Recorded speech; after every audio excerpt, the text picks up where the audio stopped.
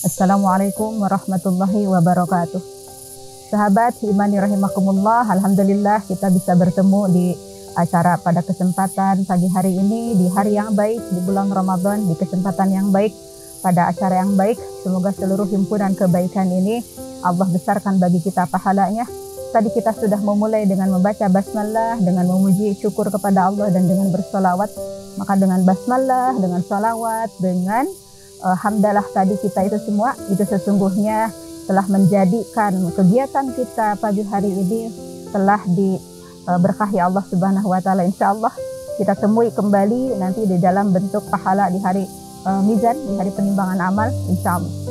Sahabat imani rahimakumullah, Rasulullah Shallallahu Alaihi Wasallam di dalam hadis Bukhari beliau bersabda yang artinya, aku tidak pernah, kata Rasulullah, melihat seseorang yang lemah akal dan agamanya, namun ia mampu mengalahkan keteguhan seorang lelaki teguh. Lalu para sahabiah bertanya, apa yang dimaksud kami memiliki kelemahan di dalam akal dan agama? Maka Rasulullah Shallallahu Alaihi Wasallam menjawab, bukankah kesaksian kalian itu adalah setengah dari kesaksian laki-laki? Dan bukankah pada setiap bulan kalian tidak sholat dan tidak saum karena haid? Maka itulah bentuk kekurangan akal dan juga kekurangan agamanya. Hadis ini apabila kita lihat secara keseluruhan, hadis ini menjelaskan kepada kita tentang kelemahan perempuan, kelemahan kita para wanita. Kita lemah dalam akal, kita lemah dalam agama. Namun kelemahan ini tentu bukan merupakan suatu dosa. Kelemahan ini adalah kelemahan yang memang telah ditakdirkan Allah atas kita para wanita, ya. Dan ini kelemahan yang ketetapan Allah, artinya tidak dosa kita atas kelemahan ini. Namun di sisi lain, hadis ini pun sesungguhnya kalau kita telah lebih lanjut, hadis ini mengabarkan kepada kita tentang kelebihan perempuan, kelebihan kita para wanita, yaitu kelebihan kekuatan pengaruh.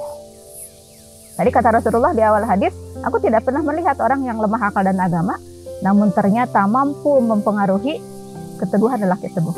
Jadi kita para perempuan memiliki kekuatan terpendam, yakni kekuatan mempengaruhi orang-orang di sekitar kita. Terlebih bagi para ibu, bagi para istri, jadi kekuatan pengaruhnya besar sekali bagi keluarga. Ya. Tergantung apakah ini pengaruhnya bisa menjadi pengaruh baik atau menjadi pengaruh buruk, itu tergantung kitanya para perempuan.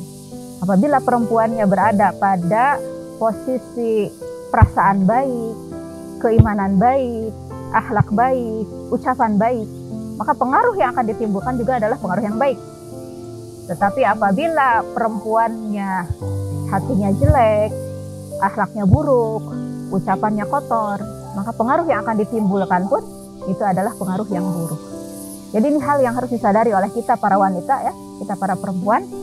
Kita punya kekuatan pengaruh yang harus kita manfaatkan untuk memperbaiki keluarga kita, memperbaiki lingkungan kita, bahkan secara lebih jauh memperbaiki bangsa dan umat secara keseluruhan.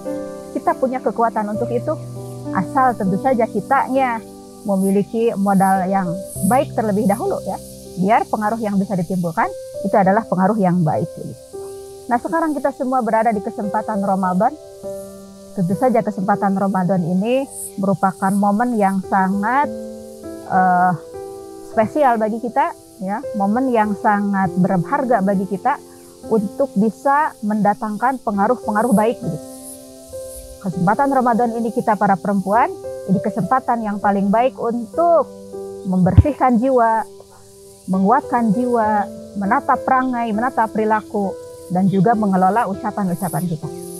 Apabila di dalam Ramadan ini kita telah terbiasa mengelola perasaan, mengelola lisan, mengelola perbuatan, maka insya Allah pengaruh yang akan ditimbulkan bagi keluarga, bagi lingkungan, bagi masyarakat sekitar juga itu menjadi pengaruh yang baik.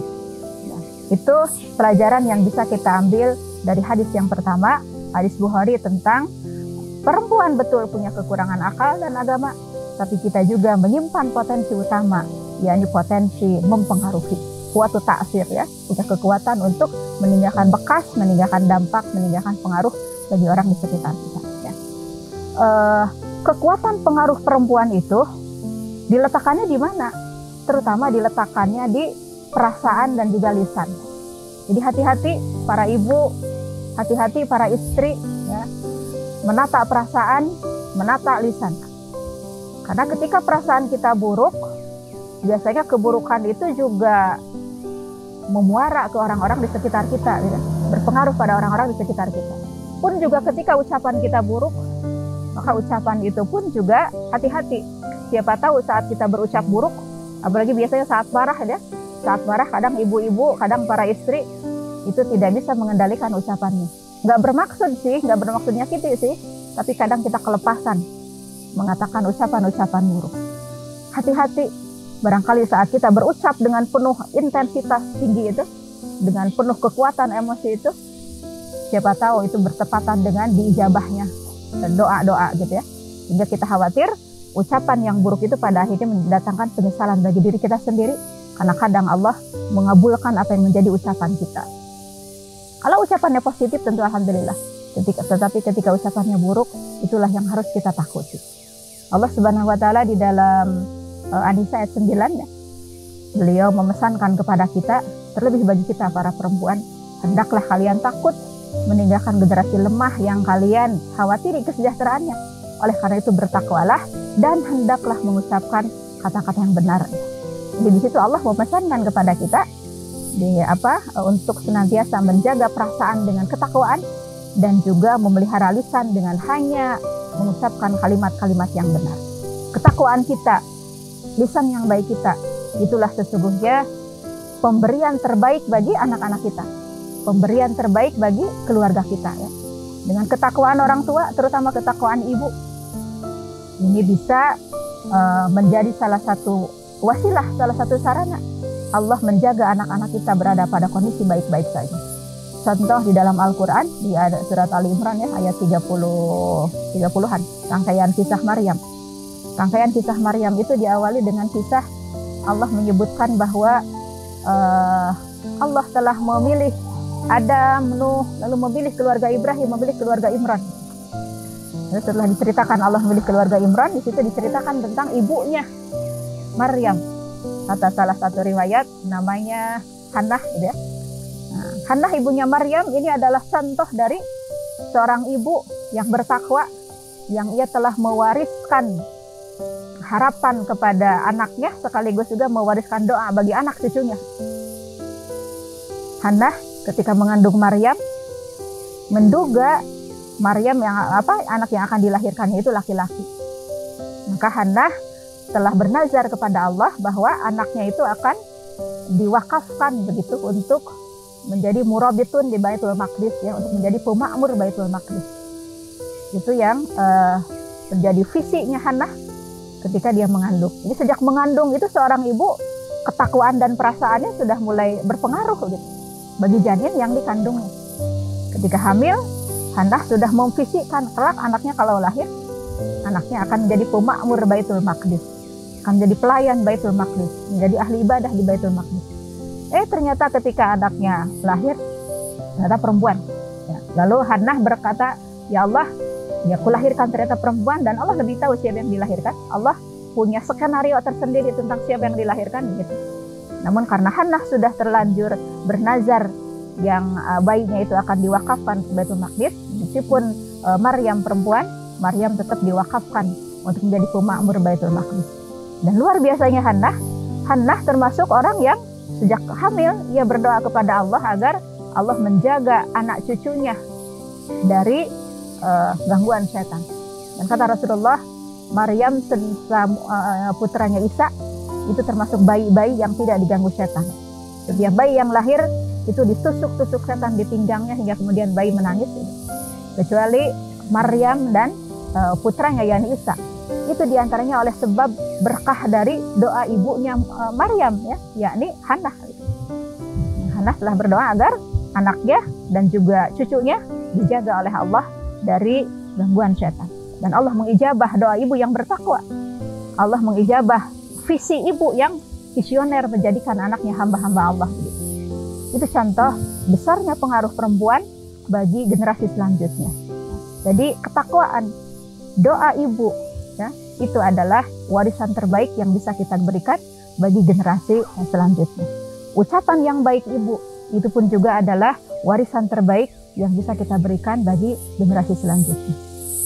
Itu barangkali untuk kesempatan pagi ini yang bisa disampaikan. Mudah-mudahan menjadi sekedar pengingat sederhana bagi kita para perempuan, para ibu, para istri, para putri, bahwa kita punya kekuatan yang harus kita optimalkan, yakni kekuatan mempengaruhi.